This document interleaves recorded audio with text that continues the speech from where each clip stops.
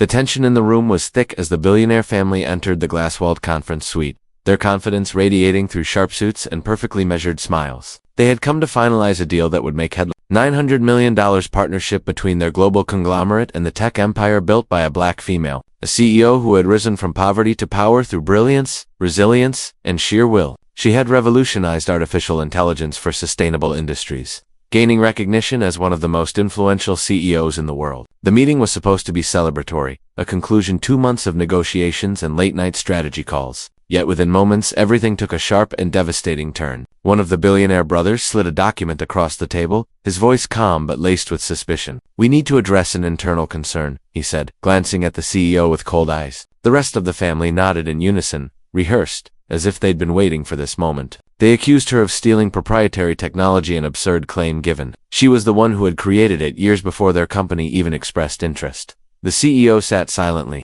her mind spinning as their words echoed through the sterile room. Cameras flashed in her memory from the countless press events she had endured, smiling through the subtle prejudices of boardrooms and interviews. But this moment was different. The accusation wasn't just business, it was personal, demeaning, and rooted in something far older than contracts or competition. The eldest family member leaned forward, his tone patronizing, suggesting they clear the misunderstanding quietly before signing anything. It wasn't a misunderstanding. It was an accusation of theft, thrown at a woman whose empire was built on integrity and intellect. Around the table, assistants avoided eye contact. Her own legal team shifted uncomfortably. Aware of how fast public perception could turn even the most innocent into a suspect, she could feel the subtle shift in atmosphere, the smirks of condescension, the whispers of doubt, the way they spoke to her, as though she were an intruder in a room they owned. They questioned her patents, her systems, her ethics, under the guise of due diligence. It wasn't the first time she had been underestimated, but the sting of it burned deeper than before. She knew what was happening. The family didn't expect her to fight back. They assumed she would defend herself, justify her existence, and beg for the deal to continue.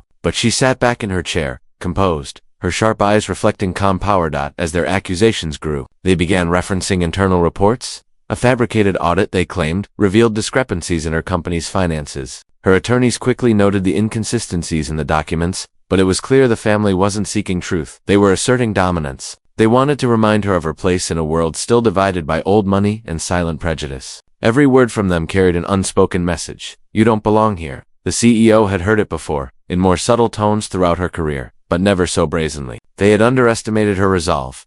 The CEO's mind drifted momentarily to the journey that had brought her here, nights coding in her apartment. The rejections from investors who doubted a young black woman could lead a tech firm. The countless times she had to work twice as hard to be taken half as seriously. Every milestone she had achieved was a rebellion against the limits others tried to impose. Now, sitting across from a family that represented everything she had fought against, she felt the weight of history pressing against her chest. She remembered her mother's voice, reminding her that power without dignity was weakness. That reminder anchored her in the storm. The family's patriarch, sensing her silence as submission, leaned in further, lowering his voice as though to offer guidance. "We can settle this privately if you're willing to cooperate," he said. His tone was slick, a blend of arrogance and mock sympathy. Around him, his children nodded in unison, their expressions suggesting they had already decided her guilt. The CEO looked directly at him, her expression unreadable. She noticed how they had subtly shifted the power dynamics, turning the victim into the accused, trying to control the narrative before the deal was even signed. Her anger simmered beneath a surface of unshakable calm.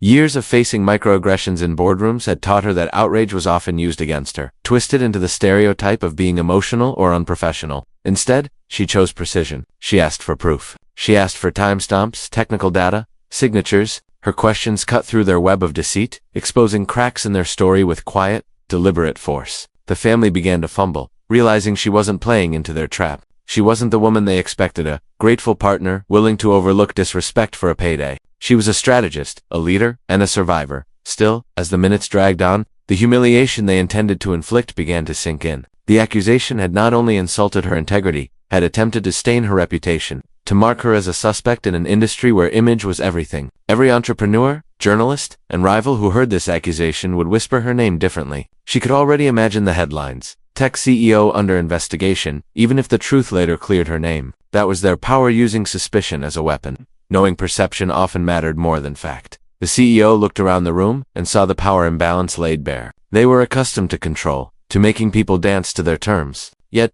what they didn't understand was that she had built her company from nothing, while they inherited theirs. They thrived on legacy. She thrived on innovation. and innovation didn't bow to old money. The moment was no longer about a deal. It was about dignity. It was about every person who had been judged before being understood, accused before being heard. As she sat there, absorbing every insult cloaked in business etiquette, her silence grew louder than their accusations. The family misread it as weakness, but in reality, it was the sound of calculation. She wasn't thinking of defense anymore. She was thinking of consequence. They had revealed themselves, not just as potential partners, but as predators of perception. What they believed was a minor power play would soon become a defining moment for both parties. The air in the room grew colder, heavier with the weight of realization slowly dawning on her adversaries that they might have gone too far, that the woman they tried to discredit was far more dangerous in silence than in speech.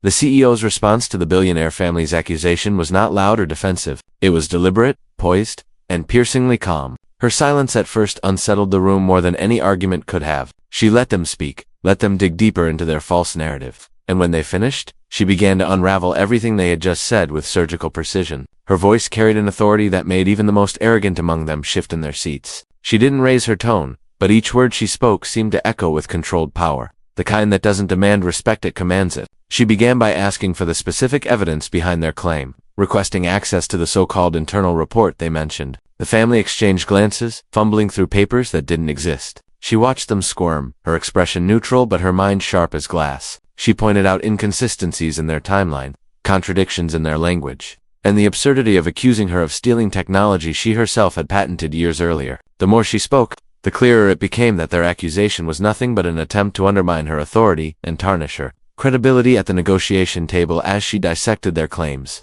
the tone in the room began to shift. The same people who moments ago looked at her with suspicion now looked at her with a mix of discomfort and awe. Her legal counsel, initially taken aback by the accusation, found new confidence in her leadership as she turned the situation around with logic and composure. The billionaire family's patriarch, realizing the momentum slipping away, attempted to reframe his words as a precautionary inquiry, but it was too late. The damage was done. She had seen the smirk of accusation, the tone of superiority, the subtle racism wrapped in corporate politeness. She understood that they didn't expect her to defend herself this effectively. They expected submission, not confrontation. Yet what they got was a lesson in grace. Under fire, her calm demeanor exposed more than their bias. It revealed the imbalance of power that had long existed in boardrooms dominated by wealth and inherited privilege. Her every move reflected the discipline of someone who had faced prejudice before and learned how to use intelligence as both weapon and shield. The family, accustomed to dictating the terms of every deal, found themselves on the defensive for the first time. Their questions began to lose direction, their justifications became hollow. She didn't just protect her name, she dismantled their credibility with facts,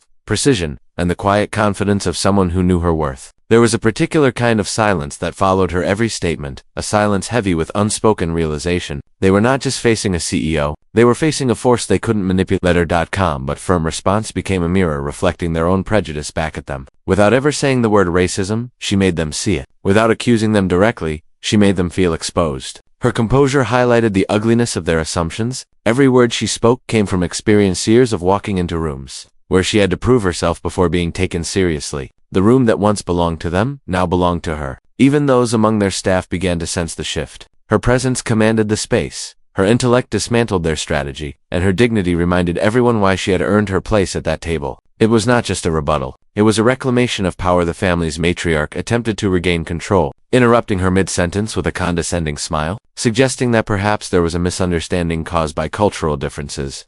The phrase hung in the air like poison disguised as courtesy. The CEO responded with a measured glance, one that made everyone pause. Her next words were sharp, eloquent, and unforgettable. She explained that integrity wasn't defined by culture, but by conduct, and that her company's transparency was a matter of record, not perception. Her tone was not confrontational, it was factual, grounded in truth. The more she spoke, the clearer it became that she was not only defending herself but also challenging the systemic arrogance that had allowed such accusations to flourish unchallenged. The billionaire family had expected a businesswoman who needed their approval. Instead, they faced a leader who operated on equal footing, if not higher ground. Her confidence dismantled their sense of superiority piece by piece. She reminded them that deals were built on mutual respect, not control. Every statement she made was rooted in undeniable evidence: patents, timestamps, development logs, legal certifications. She spoke like someone who had anticipated every possible attack and had already prepared her defense. Her intelligence was not loud or showy, it was methodical, disciplined, and lethal in its precision. For every accusation they made, she had an answer backed by data,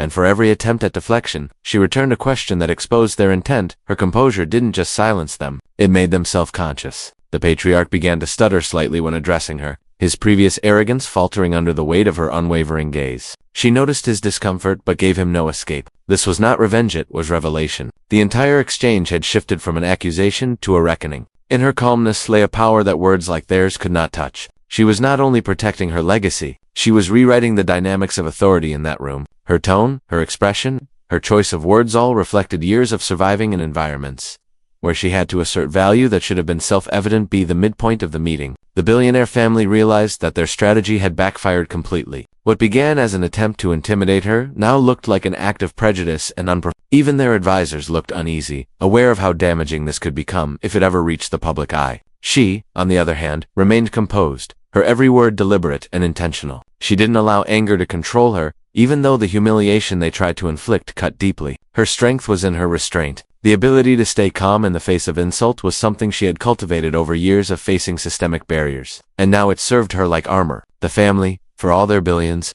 had nothing to match it. The conversation moved toward resolution, but her tone made it clear that things would not return to normal. She had exposed their bias not by yelling or demanding an apology, but by making them confront their own actions through the force of truth. Her calm but firm response left no room for denial. In the corporate world, where perception was everything, they knew that this meeting could define their reputation as much as hers. Her ability to maintain control of the narrative under pressure was a demonstration of leadership that could not be ignored. The same composure they tried to use against her, framing it as too emotional or too ambitious in the past, had now become her greatest weapon. She ended her response, not with a plea, but with a statement so powerful, it left the room silent. She reminded them that partnership required trust and that any accusation rooted in assumption destroyed that trust instantly. Her words cut deeper than any threat because they were true. The family looked at her, momentarily stripped of their arrogance, realizing that they had crossed a line they couldn't uncross. In that silence, power changed hands. She didn't need to demand respect. They had already given it to her without realizing it. Her calm, calculated defiance had exposed their prejudice and redefined what strength looked like in that boardroom.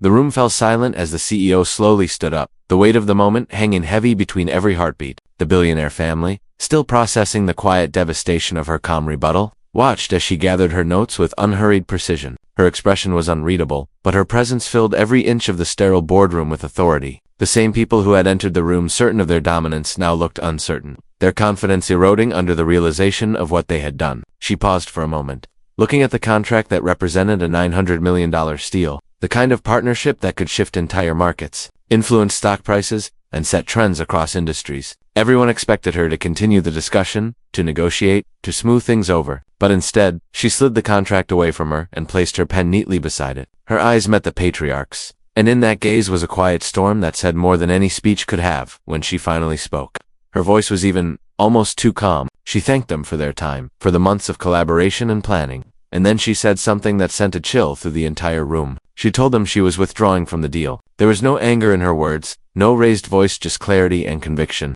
For a moment, the family didn't understand. They assumed she was bluffing, that this was a negotiation tactic, a power play meant to earn leverage. But as she continued, it became clear that she was not negotiating. She was ending it. The billionaire family stared at her in disbelief, realizing too late that their arrogance had cost them one of the most lucrative partnerships of their careers. She explained that business built on disrespect had no foundation strong enough to sustain success, and that no amount of money could justify working with people who questioned her. Integrity shock rippled through the room. The advisors on both sides looked frozen, unsure of what to say. The family's patriarch stammered, trying to reason with her, insisting that emotions shouldn't ruin a business opportunity of this magnitude. But she didn't waver. She reminded them that professionalism wasn't about suppressing emotion, it was about upholding principle. Her tone was calm, yet every word carried the finality of a closed door. The younger members of the family whispered among themselves, their expressions flickering between panic and denial. They couldn't comprehend that the woman they had just insulted held enough power to walk away from nearly $1 billion. But she could, and she did, because for her, respect was worth more than revenue. As she turned to leave, she could feel their eyes following her, a mixture of confusion, guilt, and disbelief. The sound of her heels against the marble floor echoed through the space, each step measured and deliberate. The silence that followed her departure was deafening. Behind her, the family began to argue, voices rising as the reality of what had just happened sank in. Their empire had been built on control, on the assumption that everyone wanted what they had, but they had just lost something far greater than money. They had lost access to innovation, to the visionary mind that had the power to change industries. In minutes, the dynamic had shifted completely. The family who once held all the power was now scrambling to understand how they had let it slip through their fingers. The CEO walked through the corridor outside the conference room, her face calm but her mind racing. She knew the magnitude of what she had just done. Canceling a $900 million deal would send shockwaves through the business world. There would be headlines, speculation, analysis from every corner of the media. Some would call her reckless, others would call her fearless. But she didn't care for the narrative. She cared for the truth. She knew that if she had signed that deal after being accused of theft, it would have set a dangerous precedent not just for her, but for every woman. Every person of color who had fought for a seat at the table. She refused to let disrespect hide behind wealth. The decision she made was not impulsive. It was necessary. Within hours. The news spread through corporate circles. The story leaked before the family could contain it. $900 million deal canceled after CEO walks out. The headlines read. Social media erupted with debates and admiration. Many couldn't believe the audacity it took to walk away from that kind of money. Others understood exactly why she did it. To her supporters, it wasn't about the deal, it was about dignity. She had turned what could have been a personal humiliation into a public lesson about integrity and power. Analysts tried to calculate the financial impact of her decision, but what they couldn't quantify was the moral impact it had on the industry. Her name became synonymous with self-respect and strength, a symbol of how leadership should look when principle outweighs profit inside the billionaire family's headquarters.